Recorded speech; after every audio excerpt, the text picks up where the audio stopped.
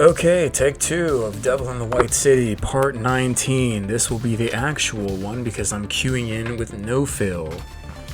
Let's begin. The exposition proved unable to hold the Black City at bay for very long.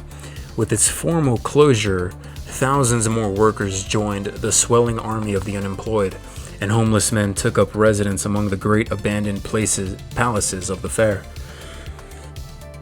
The poor had come lean and hungry out of the terrible winter that followed the World's Fair, wrote novelist Robert Herrick in The Web of Life.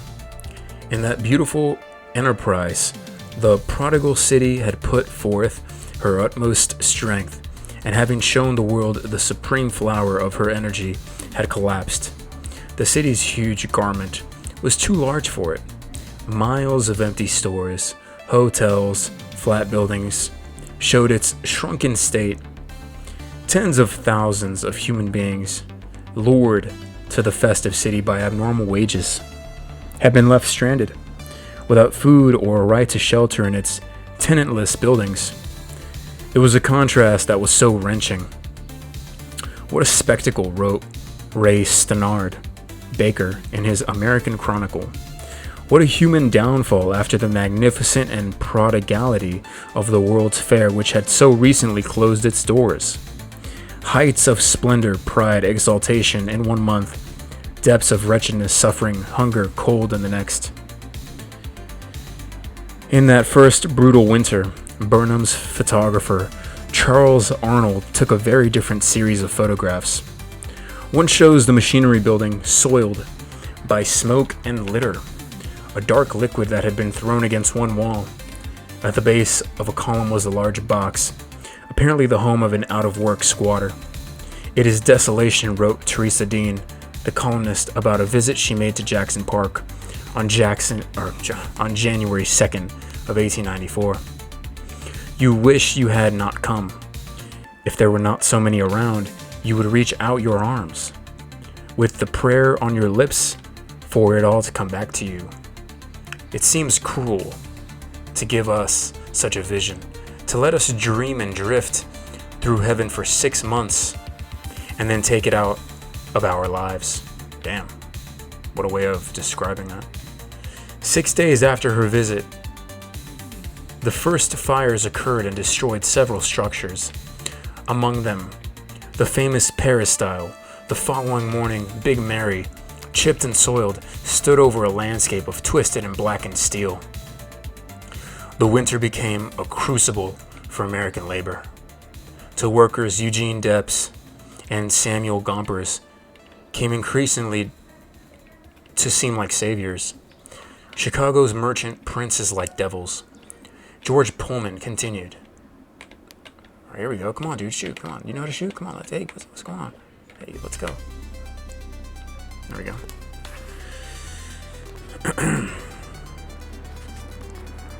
George Pullman continued to cut jobs and wages without reducing rents. Even though his company treasury was flush with over $60 million in cash, Pullman's friend cautioned that he was being pig-headed and had underestimated the anger of his workers. He moved his family out of Chicago and hid his best china. On May 11th of 1894, 2,000 Pullman workers went on strike with the support of Debs's American Railway Union. Other strikes broke out around the country. Debs began planning a nationwide general strike to begin in July. President Cleveland ordered federal troops to Chicago and placed them under the command of General Nelson A. Miles, previously the Grand Marshal of the Exposition. Miles was uneasy about his new command. He sensed in the spreading unrest something unprecedented, more threatening and far-fetching than anything that had occurred before. He followed orders, however, and the former Grand Marshal of the fair wound up fighting the men who had built it. Strikers blocked trains and burned rail cars. On July 5th of 1894, arsonists set fire to the 7 greatest palaces of the Exposition. Post's immense manufacturers and liberal arts building, Hunt's Dome, Sullivan's Golden Door, all of them In the loop, men and women gathered on rooftops and in the highest offices of the Rookery, the Masonic Temple, the Temperance Building, and every other high place to watch the distant conflagration. Flames rose 100 feet into the sky and cast their gleam far out onto the lake. Belatedly, Burnham had gotten his wish. There was no regret, observed the Chicago Tribune. Rather a feeling of pleasure. Then the elements and not the wrecker should wipe out the spectacle of the Columbian season. Later in the next year came the wonder. There are hundreds of people who went to Chicago to see the fair and were never heard from again. A year later, they're coming up with this. I'm going to read that again. There are hundreds of people who went to Chicago to see the fair and were never heard from again, said the New York World. The list of the missing when the fair closed was a long one, and in the greater number foul play suspected. Did these visitors to the fair, strangers to Chicago, find their way to Holmes's castle in answer to delusive advertisements sent out by him, never to return again? Did he erect his castle close to the fairgrounds so as to gather in these victims by the wholesale? Initially, the Chicago police had no answers, other than the obvious, that in Chicago in the time of the fair, it was so very easy to disappear. The secrets of Holmes's castle eventually did come to light, but only because of the persistence of a lone detective from a far-off city grieving his own terrible loss.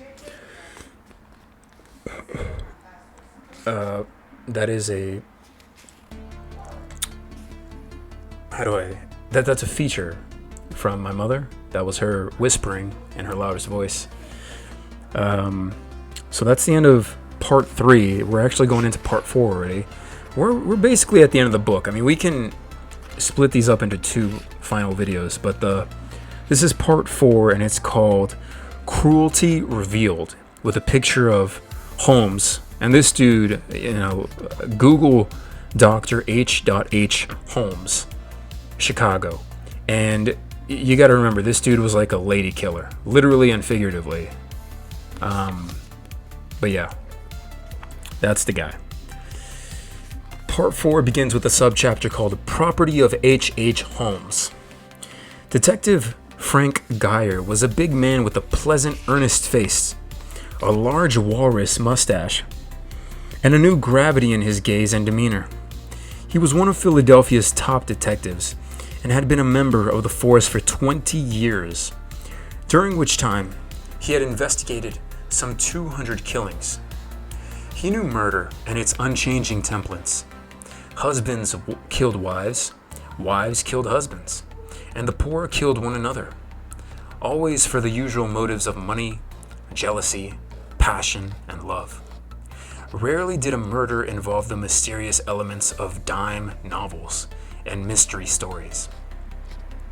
From the start, however, Geyer's current assignment, it was now June of 1895, had veered from the ordinary. One unusual aspect was that the suspect already was in custody, arrested several months earlier for insurance fraud, and now incarcerated in Philadelphia's Moya-Mensing prison. The suspect was a physician whose given name was Mudgett, but was known more commonly by an alias, H.H. Holmes. He once had lived in Chicago, where he and an associate, Benjamin Peitzel, had run a hotel during the World's Columbian Exposition of 1893. They had moved next to Fort Worth, Texas, then to St. Louis, and on to Philadelphia, committing frauds along the way. In Philadelphia, Holmes had swindled the Fidelity Mutual Life Association of nearly $10,000 by apparently faking the death of a policyholder. Ben Peitzel. Holmes had bought the insurance in 1893 from Fidelity's Chicago office, just before the close of the exposition. As evidence of fraud accumulated, Fidelity had hired the Pinkerton National Detective Agency, the eye that never sleeps, to search for Holmes. The agency operatives picked up his trail in Burlington, Vermont, and followed him to Boston, where they arranged to have him arrested by police. Holmes confessed to the fraud and agreed to be extradited to Philadelphia for trial. At that point, the case appeared to be closed, but now in June of 1895, it was becoming increasingly apparent that Holmes had not faked the death of Ben Peitzel. He had killed him, and then arranged the scene to make the death seem accidental. Now three of Peitzel's 5 children, Alice, Nellie, and Howard, were missing, last seen in Holmes's company. Geyer's assignment was to find the children. He was invited to join the case by Philadelphia District Attorney George S. Graham, who over the years had come to rely on Geyer for the city's most sensitive investigations. Graham had thought twice this time. However, for he knew that just a few months earlier, Geyer had lost his wife Martha and his 12-year-old daughter Esther in a house fire. Geyer interviewed Holmes in his cell but learned nothing new. Holmes insisted that when he last seen the Peitzel children, when they were alive and traveling with a woman named Minnie Williams, en route to the place where their father was hiding out. Geyer found Holmes to be smooth and glib, a social chameleon. Holmes is greatly given to lying with a sort of florid ornamentation, Geyer wrote, and all of his stories are decorated with flamboyant draperies, intended by him to strengthen the plausibility of his statements. In talking, he has the appearance of candor, becomes pathetic at times when pathos will serve him best, uttering his words with a quaver in his voice, often accompanied with a moistened eye, then turning quickly with a determined and forceful method of speech, as if indignation or resolution has sprung out of tender memories that had touched his heart. So the dude would bullshit the hell out of you, basically, is what that meant. Holmes claimed to have secured a cadaver that resembled Ben Peitzel and to have placed it on the second floor of a house rented especially for the fraud. By coincidence or out of some malignant expression of humor, the house was located right behind the city morgue, a few blocks north of City Hall. Holmes admitted arranging the cadaver to suggest that Peitzel had died in an accidental explosion. He poured a solvent on the cadaver's upper body and set it on fire, then poisoned the body on the floor in direct sunlight. By the time the body was discovered, its features had been distorted, well beyond recognition. Holmes volunteered to assist the coroner in making an identification. At the morgue, he not only helped locate a distinctive wart on the dead man's neck, he pulled out his own lancet and removed the wart himself. Jeez. Then matter-of-factly handed it to the coroner. That is unbelievable, man. This dude, wow. Monster walking amongst people. The coroner wanted a member of the Peitzel family also to be present at the identification. Peitzel's wife, Carrie, was ill and could not come. Instead, she sent her second eldest daughter, Alice, 15 years old. The coroner's men draped the body so as to allow Alice to see only Peitzel's teeth. She seemed confident that the corpse was her father. Fidelity paid the death benefit. Next, Holmes traveled to St. Louis, where the Peitzel family now lived. Still in possession of Alice, he persuaded Carrie to let him pick up 2 more of her children, explaining that their father in hiding was desperate to see them. He took Nellie, 11, and Howard, 8, and embarked with all 3 children on a strange and sad journey. Jeez. Geyer knew for Alice's letter that initially she found the trip to be something of an adventure. In a letter to her mother dated September 20th of 1894, Alice wrote, "I wish you could see what I have seen." In the same letter, she expressed her distaste for Holmes's Treacle, Treacle? I'm going to go with Treacle manner. "I don't like him to call me babe and child and dear and all such trash." The next day she wrote again, "Mama, have you ever seen or tasted a red banana? I have had 3. They are so big that I can just reach around it and have my thumb and next finger just touch." Since leaving St. Louis, Alice had heard nothing from home and feared her mother's illness might have gotten much worse. "Have you gotten 4 letters from me besides this?" Alice wrote. "Are you sick in bed yet? Or are you up? I wish that I could hear from you." One of the few things that Detective Geyer knew with certainty was that neither of these letters ever reached Carrie Peitzel. Alice and Nellie had written to their mothers repeatedly while in Holmes's custody, and had given the letters to Holmes with the expectation that he would mail them. He never did. Shortly after his arrest, police discovered in a tin box marked "Property of H. Holmes," containing various documents and a dozen letters from the girls. He had stored them in a box as if they were seashells collected from a beach. Now Mrs. Peitzel was nearly crushed with anxiety and grief. Despite Holmes's latest assurance that Alice, Nellie, and Howard were in London, England, under the able care of Minnie Williams, a search by Scotland Yard has found no trace of any of them. Geyer had little hope that his own search would fare any better. With more than half a year having elapsed since anyone had heard from the children, Geyer wrote, "It did not look like a very encouraging task to undertake, and it was the general belief of all interested that the children would never be found.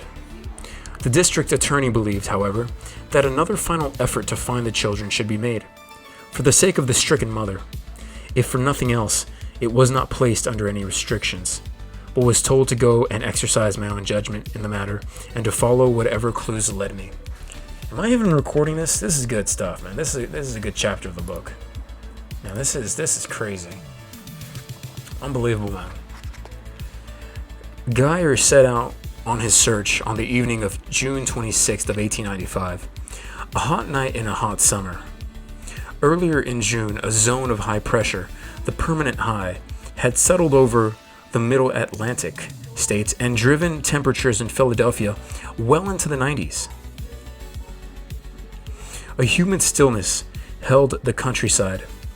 Even at night, the air inside Geyer's train was stagnant and moist.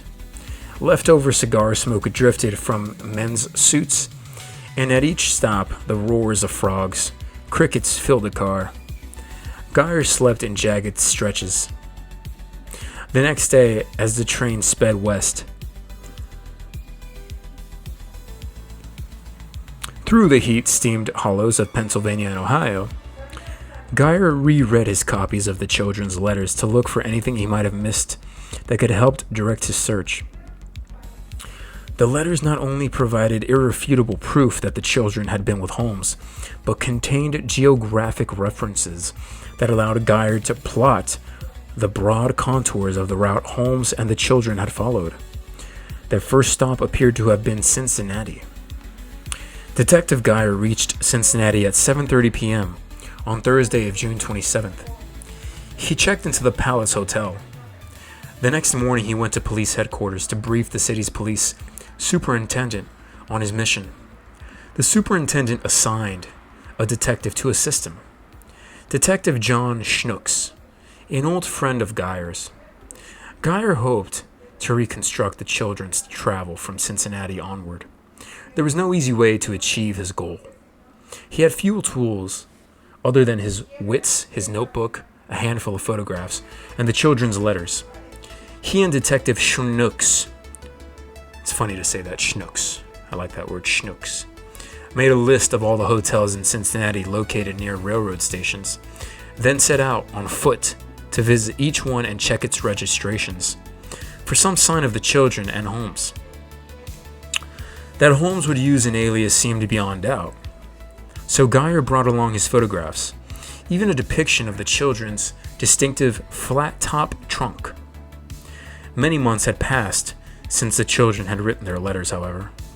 Geyer had little hope that anyone would remember one man and 3 children. On that point, as it happens, he was wrong. Ooh. The detectives trudged from one hotel to the next. The day got hotter and hotter. The detectives were courteous and never showed impatience, despite having to make the same introduction and tell the same story over and over again. See, that's balls right there. I like that. On Central Avenue, they came to a small, inexpensive hotel, the Atlantic House, as they had done at all the other hotels. They asked the clerk if they could see his registration book. They turned first to Friday, September 28th of 1894, the day that Holmes, while already in possession of Alice, had picked up Nellie and Howard from their St. Louis home. Geyer guessed Holmes and the children had reached Cincinnati later that same day. Geyer ran his finger down the page and stopped at an entry for Alex E. Cook, a guest who, according to the register, was traveling with 3 children. The entry jogged Geyer's memory. Holmes had used the name before to rent a house in Burlington, Vermont. Also, Geyer by now had seen a lot of Holmes's handwriting. The writing in the ledger looked familiar. The Cook party stayed only one night, the register showed, but Geyer knew from the girls' letters that they had remained in Cincinnati an additional night. It seemed odd that Holmes would go to the trouble of moving to a second hotel, but Geyer knew from experience that making assumptions about the behavior of criminals was always a dangerous thing. He and Schnooks thanked the clerk for his kind attention, then set out to canvass more hotels. The sun was high. The streets steamed. Cicadas scratched off messages from every tree. At 6th and Vine, the detectives came to a hotel called the Bristol and discovered that on Saturday, September 29th of 1894, a party identified as A.E. Cook had checked in with 3 children. When the clerk saw Geyer's photographs, he confirmed the guests were Holmes, Alice, Nellie, and Howard. They checked out the next morning, Sunday, September 30th. The date fit the likely chronology of events. Geyer knew from the children's letters that on that Sunday morning, they had left Cincinnati and by evening had arrived in Indianapolis. Geyer was not yet ready to leave Cincinnati, however. Now he played a bunch. The Pinkertons had found that Holmes sometimes rented houses in the city through which he traveled, as he had done in Burlington. Geyer and Schnooks turned their attention to Cincinnati real estate agents. Their search eventually took them to the realty office of J.C. Thomas on East 3rd Street. Something about Holmes must have caused people to take notice, because both Thomas and his clerk remembered him. Holmes had rented a house at 305 Poplar, P-O-P-L-A-R, Poplar Street, under the name A.C. Hayes, and had made a substantial advance payment. Talk about personality disorder, dude. Pick one and go with it, right? The date of the agreement, Thomas said, was September 28th of 1894, the Friday when Holmes and the children had arrived in Cincinnati. Holmes held the house only 2 days. Thomas could offer no further details, but referred the detectives to a woman named Henrietta Hill, who lived next door to the house. Geyer and Schnooks immediately set out for Miss Hill's residence and found her to be an acute observer and a willing gossip. "There's really very little to tell," she said, then told them a lot. "Oh, I love those people. Nothing much happened." Goes on to talk for 30 minutes. I love when I have those moments, you know. I don't want to bother you with my troubles. Continues to bother you with your troubles. Love those people. She first had noticed the new tenant on Saturday, September the 29th, when a furniture wagon stopped in front of the rental house. A man and a boy descended. What most caught Miss Hill's attention was the fact that the furniture wagon was empty, save for an iron stove that seemed too much large for a private residence. Miss Hill found the stove sufficiently strange that she mentioned it to her neighbors. The next morning, Holmes came to her front door and told her he was not going to stay in the house after all. If she wanted the stove, he said she could have it. Detective Geyer theorized that Holmes must have sensed an excess of neighborly scrutiny and changed his plans. But what were those plans? At the time, Geyer wrote, I was not able to appreciate the intense significance of the renting of the Poplar Street house and the delivery of a stove of such immense size. He was certain, however, that he had taken firm hold of the end of the string that would lead to the children. Based on the girls' letters, Geyer's next stop was obvious. He thanked Detective Schnooks for his companionship and caught a train to Indiana. It was even hotter in Indianapolis. Leaves hung in the stillness like hands of the newly dead. Damn. Every Sunday morning, Geyer went to the police station and picked up a new local partner, Detective David Richards. One part of the trail was easy to find. In Nellie Peitzel's letter from Indianapolis, she had written, "We are at the English H." Detective Richards knew the place, the Hotel English. Got it. In the hotel's register, Geyer found an entry on September 30th for 3 Canning children. Canning, he knew, was Carrie Peitzel's maiden name. Nothing was simple, however. According to the register, Canning children had checked out the next day, Monday, October 1st. Yet Geyer knew again from their letters that the children had remained in Indianapolis for at least another week. Holmes seemed to be repeating the pattern he had established in Cincinnati.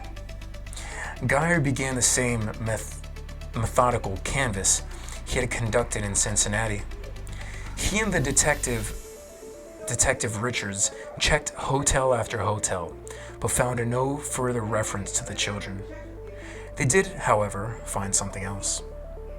At a hotel called the Circle Park, they discovered an entry for a Mrs. Georgia Howard.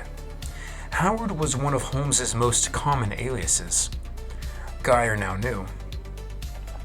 He believed this woman could be Holmes's latest wife, Georgina Yoke.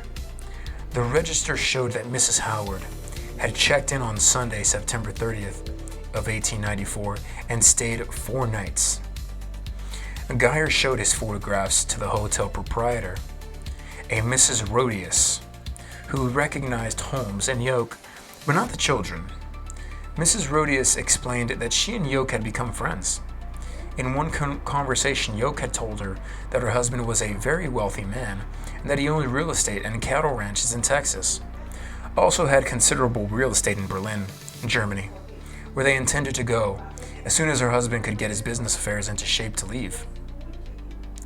If you're so fucking rich, can't you just leave whenever you want? Anyways, the timing of all those hotels stays was perplexing. As best Geyer could tell, on that one Sunday, September 30th, Holmes somehow had managed to maneuver the 3 children and his own wife into different hotels in the same city without revealing their existence to one another. But where had the children gone next? Geyer and Richards examined the registers of every hotel and boarding house in Indianapolis, but found no further trace of the children. The Indianapolis leg of Geyer's search seemed to have reached a dead end when Richards remembered that a hotel called the Circle House had been opened during the fall of 1894, but had since closed. He and Geyer checked with other hotels to find out who had run the Circle Hotel, and learned from its former clerk that the registration records were in the possession of a downtown attorney. The records had been poorly kept, but among the guests who had arrived on Monday, October 1st, Geyer found a familiar entry, 3 Canning children. The register showed the children were from Galva, Illinois, the town where Mrs. Peitzel had grown up. Geyer now felt a pressing need to talk to the hotel's past managers and found him running a saloon in West Indianapolis. His name was Herman Ackerlow. Geyer explained his mission and immediately showed Ackerlow his photographs of Holmes and Peitzel's children. Ackerlow was silent a moment. Yes, he said. He was sure of it. The man in the photograph had come to his hotel.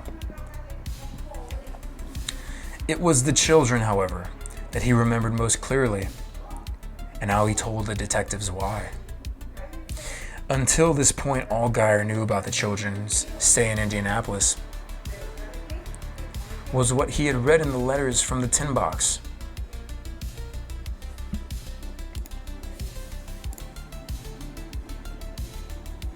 Were you spectating here?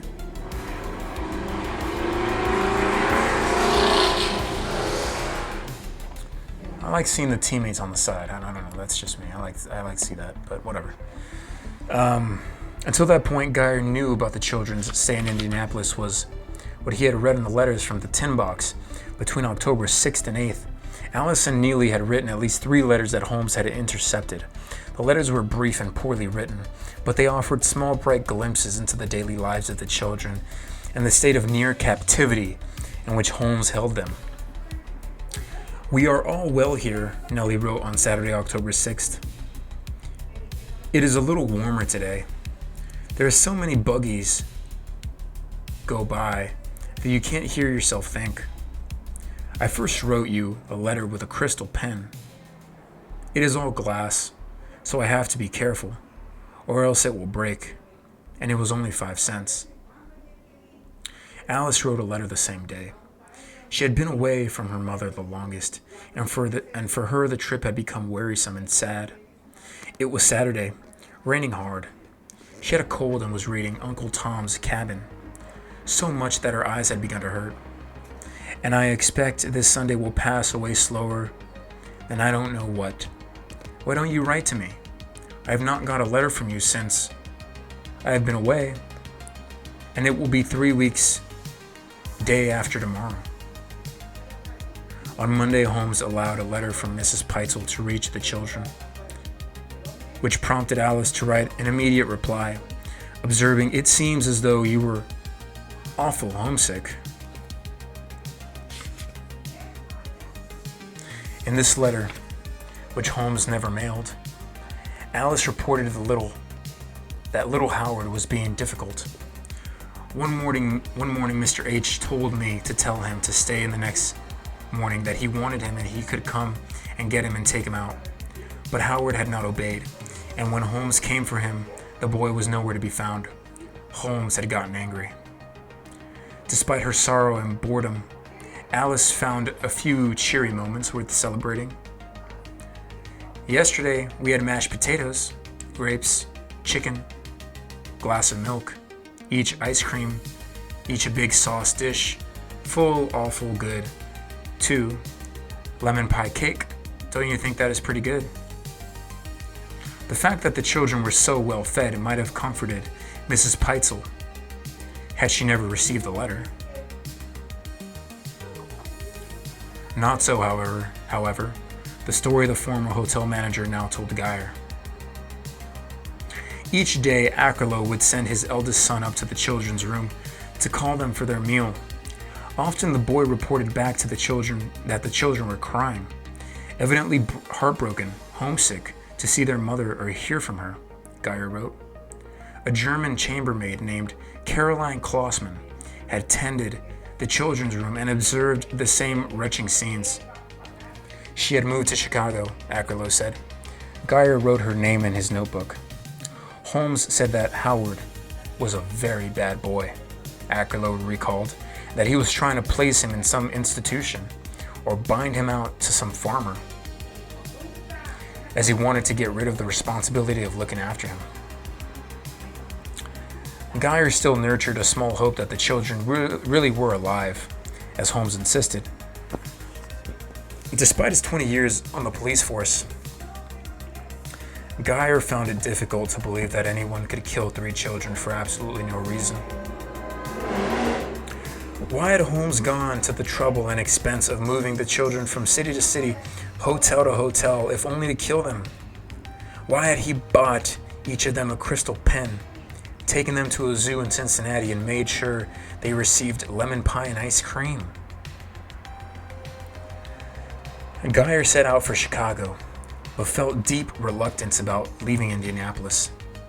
Something seemed to tell me that Howard had never left there alive. In Chicago, he found, to his surprise, that the city's police department knew nothing about Holmes. He tracked down Caroline Klossman, who was now working at the Swiss Hotel on Clark Street, where he showed her the photographs of the children. Tears welled in her eyes. Geyer caught a train to Detroit, the city where Alice had written the last of the letters in the tin box. Geyer was getting a feel for his quarry. There was nothing rational about Holmes, but his behavior seemed to follow a pattern. Geyer knew what to look for in Detroit, and with the assistance of another police detective, once again began a patient canvass of hotels and bargain houses. Though he told his story and showed his photographs 100 times, he never tired and was always patient and polite. These were his strengths. His weakness was his belief that evil had boundaries. Ooh, I'm gonna underline that.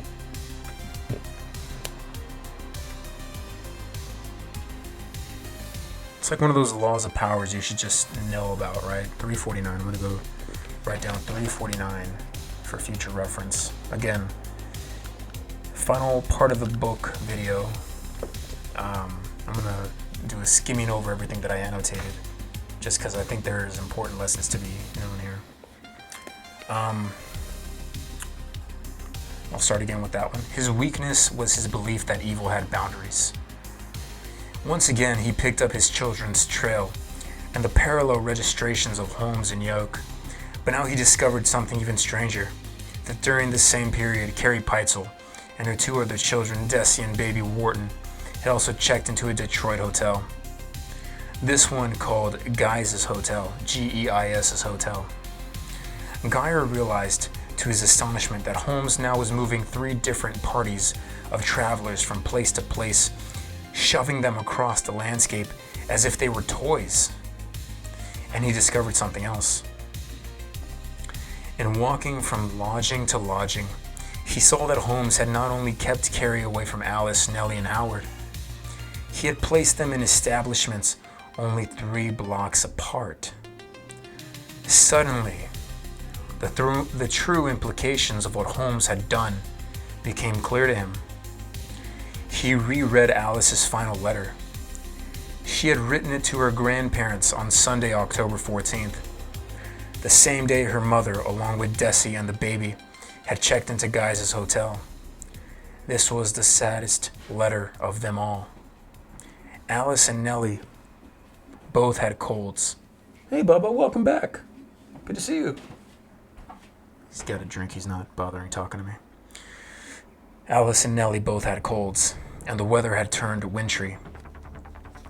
Tell Mama that I have to have a coat, Alice wrote. I nearly freeze in that thin jacket. The children's lack of warm clothing forced them to stay in their room day after day. All that Nell and I could do is draw. And I get so tired sitting that I could get up and fly almost. Wish I could see you all. I'm getting so homesick that I don't know what to do. I suppose Wharton walks by this time, don't he? I would like to have him here. He would pass away the time a good deal. Wow. So they're his slaves. Geyer was appalled. So when this poor child Alice was writing to her grandparents in Galva, Illinois, complaining of the cold, sending a message to her mother, asking for heavier and more comfortable clothing, wishing for little Wharton, the baby who would help them pass away the time, well, this wearied, lonely, homesick child was writing this letter.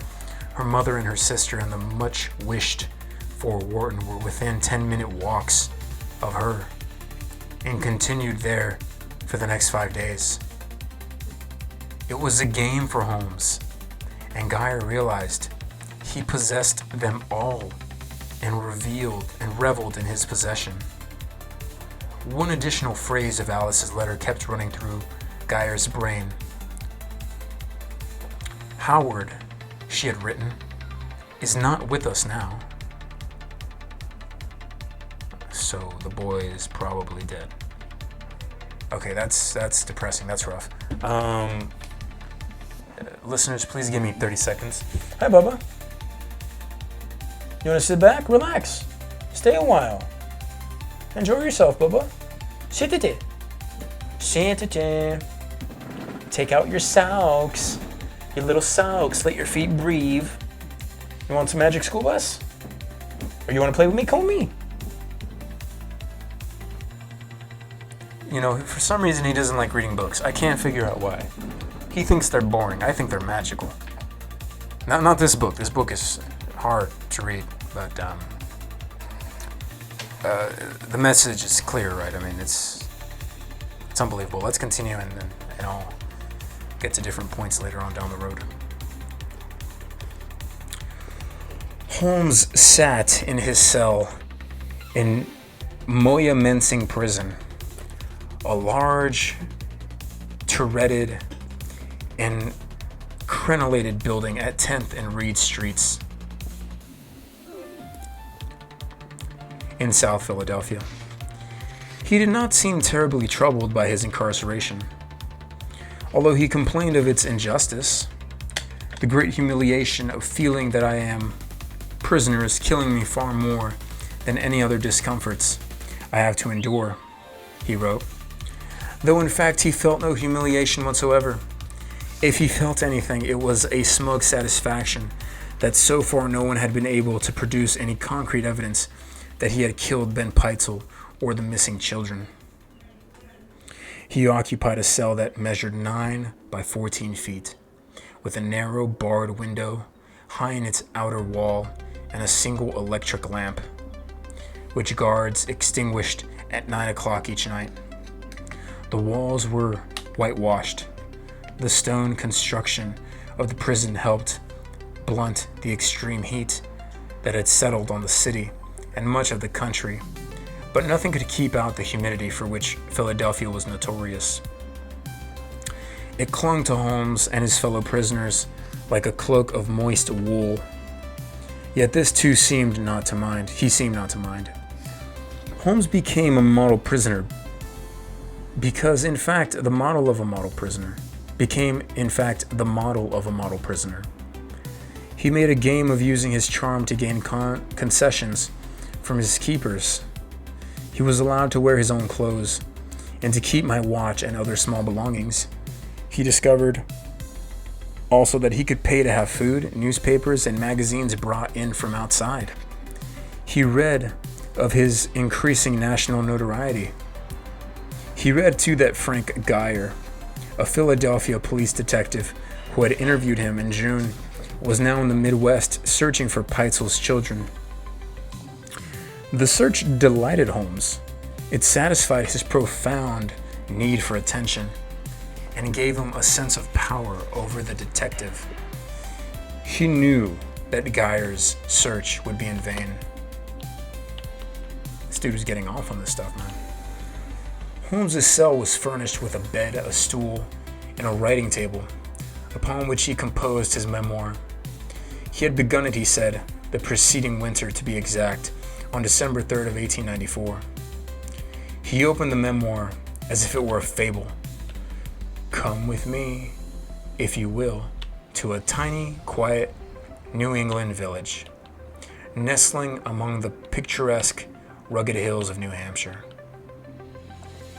Here, in the year of 1861, I, Herman W. Mudgett, the author of these pages, was born.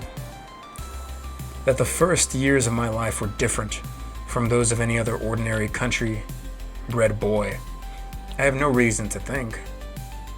The dates and places were correct. His description of his boyhood as a typical country idol was most certainly a fabrication. It is one of the defining characteristics of psychopaths that as children they lied at will, exhibited unusual cruelty to animals and other children, and often engaged in acts of vandalism with arson an especially favored act. Holmes inserted into his memoir a prison diary that he claimed to have kept since the day he arrived at Moyamensing. It is more likely that he invented the diary. It is more likely that he invented the diary expressly for the memoir, intended it as a vehicle for reinforcing his claims of innocence by fostering the impression that he was a man of warmth and, I don't know how to pronounce this word, piety, piety, P-I-E-T-Y, piety. What are you doing, bud? What's going on? You want to hang out with me? Come with me. Sente. You want to come read a book? No? Hey, good to see you. Good to see you. Nice face. Where'd you get it? Oh, you don't care? Oh, leave me alone. This dude pushes my hand away like a grown adult. All right, well, if you want the computer, it's yours, okay? You can play. And don't worry. You know the passwords, you know all that stuff. I'm proud. He's learning how to type. The man's on a mission. Let's continue. Piety. I don't know how to pronounce it. Where did I leave off? Here we go. He claimed in the diary to have established a daily schedule aimed at personal betterment. He would awake at 6:30 each day and take his usual sponge bath, then clean his cell. He would breakfast at 7. I shall eat no more meat of any kind while I am closely confined. He planned to exercise and read the morning newspaper until 10 o'clock. From 10 to 12 and 2 to 4, 6 days in the week, I shall confine myself to my old medical work and other college studies, including stenography, French, and German. The rest of the day, at one point in his diary, the rest of the day, he would devote to reading various periodicals and library books. All right, so he was well read. That's initial signs of a dangerous man. At one point in his diary, he notes that he was reading Trilby, Trilby, the 1894 bestseller by George du Maurier, Maurier, about a young singer, Trilby O'Farrell, and her possession by the mesmerist Svengali, Svengali. Why do I know how to? Why does that name sound familiar to me? Svengali. Holmes wrote that he was much pleased with parts of it. Elsewhere in the diary, Holmes went for the heart. One entry from May the 16th of 1895. My birthday. I'm 34 years old. I wonder if, as in former years, Mother will write me. In another entry, he described a visit from his latest wife, Georgina Yoke. She has suffered, and though she tried heroically to keep me from seeing it, it was of no avail, and in a few minutes to again bid her goodbye, know she was going out into the world with so heavy a load to bear, caused me more suffering than any death struggles can ever do. Each day until I know she is safe from harm and annoyance will be a living death to me. Wow. Okay, so this dude can pull on the heartstrings here. Let me just underline this. I'm going to read that again. Each day until I know she is safe from harm and annoyance will be a living death to me. I'm going to make a little annotation here. Why couldn't he treat others this way?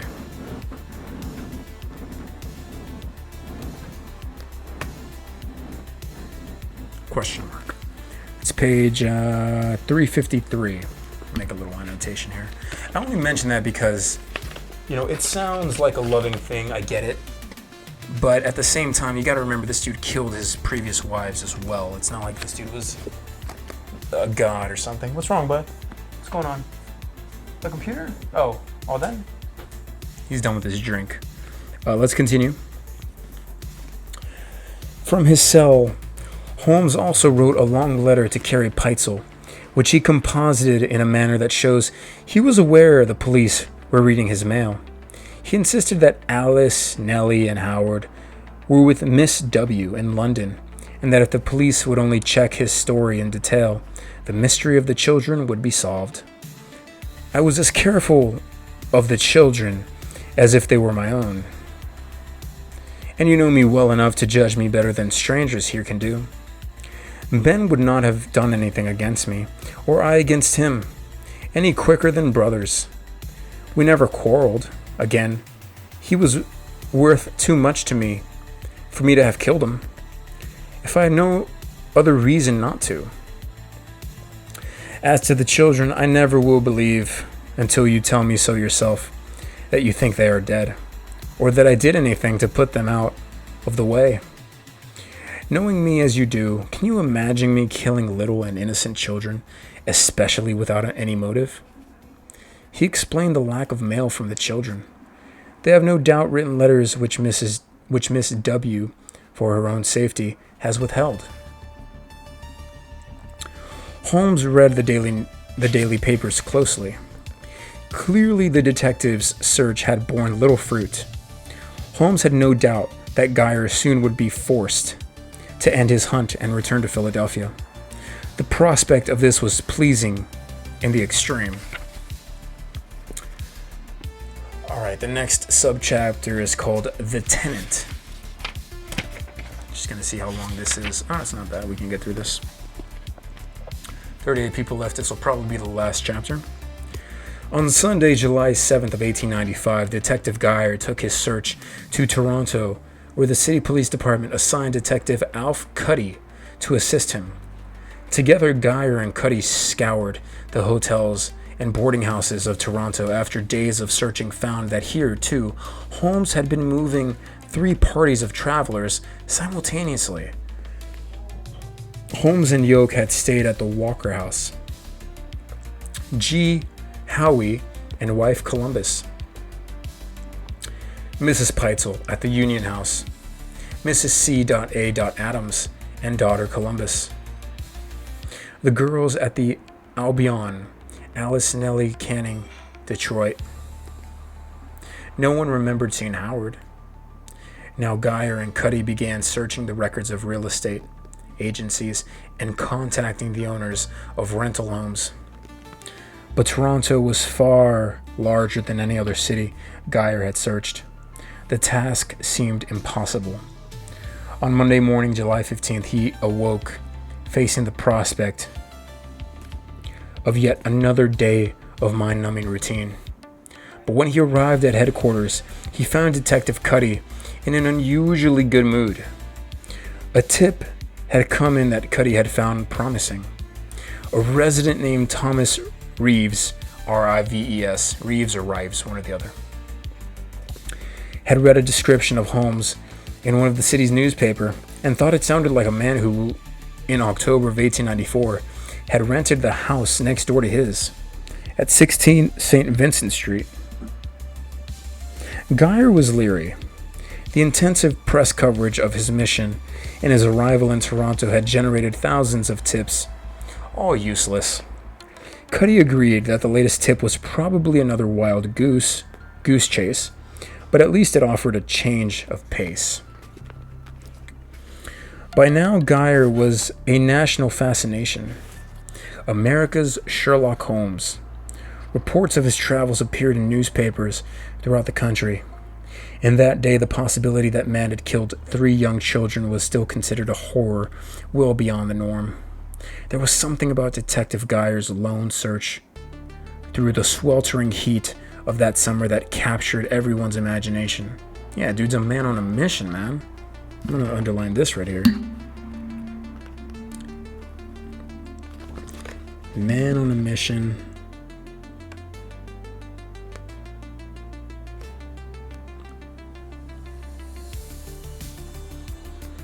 With good in his heart.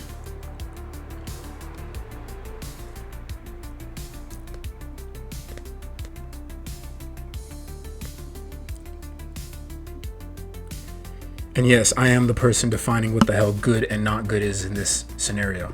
That dude is a good man for trying to save those fucking kids. Don't even at me. Don't even at me. 355. Alright, let's continue. Sorry about that. Let me find my place.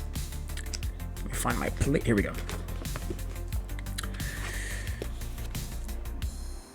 There was something about Detective Geyer's lone search through the sweltering heat of that summer that captured everyone's imagination. He had become the living representation of how men liked to think of themselves. One man doing an awful duty and doing it well, against the odds. Millions of people woke each morning hoping to read in their newspaper that this staunch detective at least had found the missing children. Geyer paid little attention to his new celebrity. Nearly a month had passed since the start of his search. But what had he accomplished? Each new phase seemed only to raise new questions. Why had Holmes taken the children? Why had he engineered that contorted journey from city to city? What power did Holmes possess that gave him such control? There was something about Holmes that Geyer just did not understand. Every crime had a motive, but the force that propelled Holmes seemed to exist outside of the world of Geyer's experience. He kept coming back to the same conclusion. Holmes was enjoying himself. He had arranged the insurance fraud not for the money, but the rest of it was for him, was for fun. Holmes was testing his power to bend the lives of people. What irked Geyer most was the central question was still unanswered. Where were the children now? The detectives found Thomas Reeves to be charming, Scotsman of considerable age, who welcomed them with enthusiasm. Reeves explained why the renter next door had caught his attention. For one thing, he had arrived with little furniture, a mattress, an old bed, and an unusually large trunk. One afternoon, the tenant came to Reeves's house to borrow a shovel, explaining that he wanted to dig a hole in the cellar for the storage of potatoes. He returned the shovel the next morning, and the following day removed the trunk from the house. Reeves never saw him again. Detective Geyer, now galvanized, told Reeves to meet him in front of the neighboring house in exactly 1 hour. Then he and Cuddy sped to the home of the realtor who had arranged the rental. With little preamble, Geyer showed her a photograph of Holmes. She recognized him instantly. He had been very handsome, with amazing blue eyes. I gotta pause here. Maybe I don't know what the fuck handsome is. Maybe I don't, okay? This fucker looks like a nut. That's just me. Let's move on. This seemed too good to be true, Geyer wrote, and he and Cuddy offered quick thanks and rushed back to St. Vincent Street. Reeves was waiting outside. Now Geyer asked to borrow a shovel, and Reeves returned with the same one he had lent the tenant. I don't like where this is going. The house was charming, with a steeply pitched central gable, a scalloped trim like the gingerbread house in a fairy tale, except this house sat not alone in a deep wood, but in the heart of Toronto, on a fine street closely lined with elegant homes and yards fenced with fleur-de-lis pickets. Clematis, in full bloom, climbed one post of the veranda. The current tenant, a Mrs. J. Armbrust, entered the door. Reeves introduced the detectives. Mrs. Ambrust led them inside. They entered a central hall that divided the house into halves of 3 rooms each.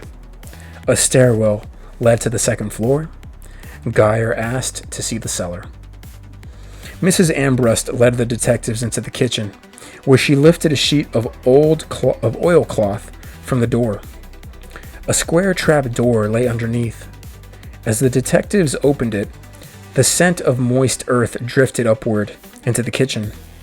The cellar was shallow, but very dark, and Mrs. Ambrust brought lamps. Geyer and Cuddy descended a steep set of steps, more ladder than stairways, into a small chamber about 10 feet long by 10 feet wide and only 4 feet high. The lamps shed a shifting orange light that exaggerated the detectives' shadows. Hunched over, wary of the overhead beams, Geyer and Cuddy tested the ground with the spade. In the southwest corner, Geyer found a soft spot. The spade entered with disconcerting ease. Only a slight hole had been made, Geyer said, when the gases burst forth, and the stench was frightful. At 3 feet, they uncovered human bone. Oh, jeez. I'm going to take a pause here and just mental pause.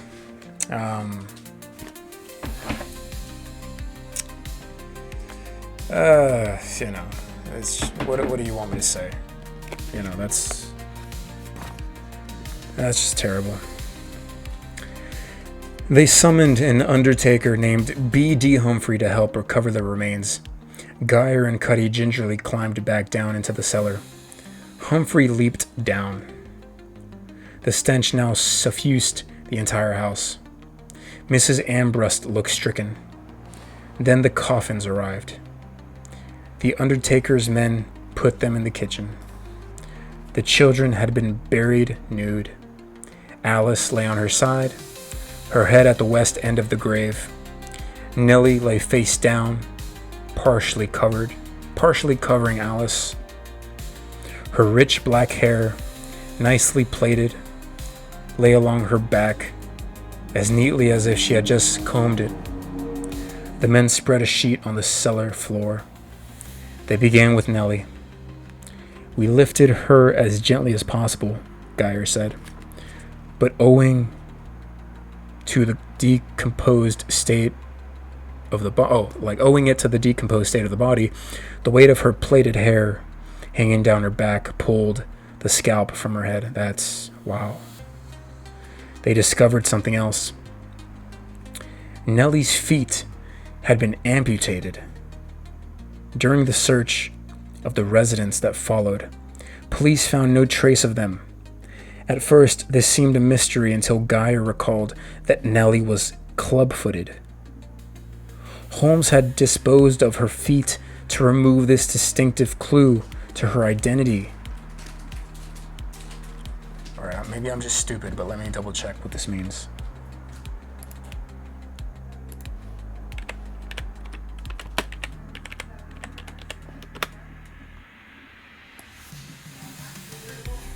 Oh, damn. Oh, that's awful. I'm not going to ready up for next game. This will be the final chapter. Let me finish this up and you can go on to the next video.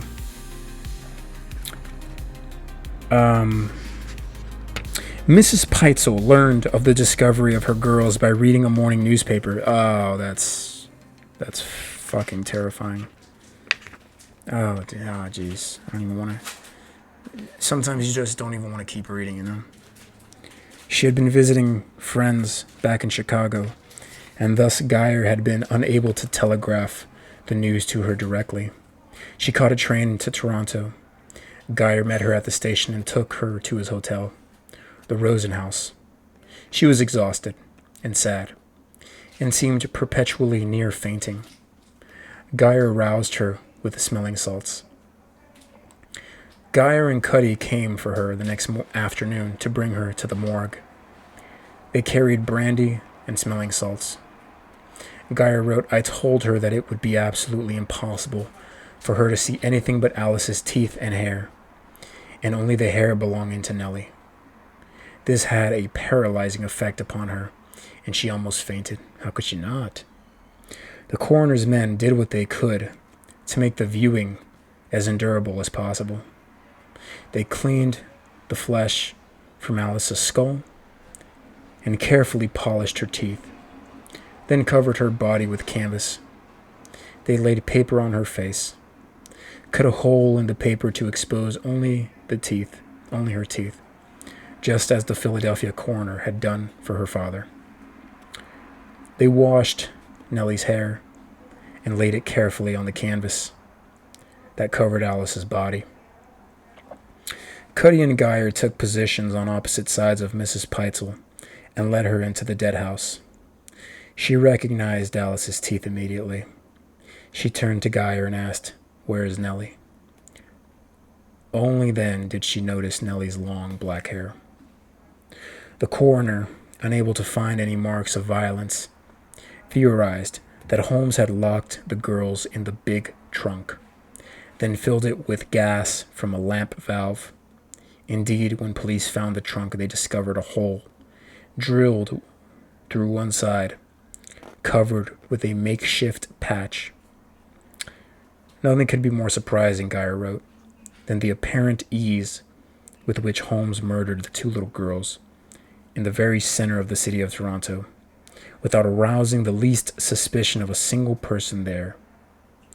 If not for Graham's decision to send him over on his search, he believed, these murders would never have been discovered, and Mrs. Peitzel would have gone to her grave without knowing whether her children were alive or dead.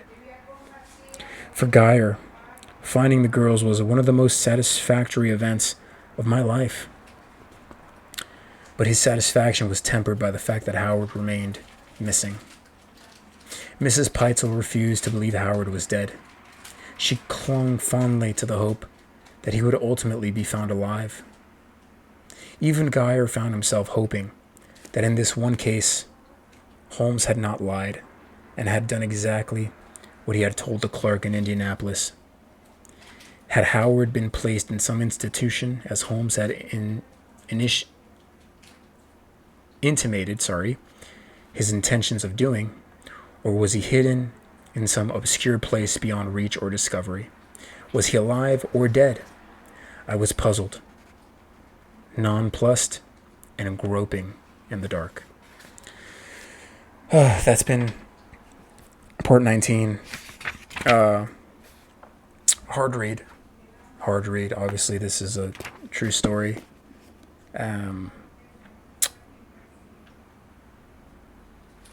I have no words left to say to kind of express what that mother was going through. I don't wish that on my worst enemy. And I typically can be pretty brutal to my enemies, but nothing like that, never. That's not fair game, if you will. So that's been part 19. We're still not done with the book. We got a lot more to go. Hopefully we wrap this up. Hopefully, that Holmes jackass, hopefully he, served I think the dude's such a piece of shit. He deserves to live, Let people... We'll see what the book has in store. We'll see. We'll jump to conclusions once we're done. Thanks for watching. Goodbye.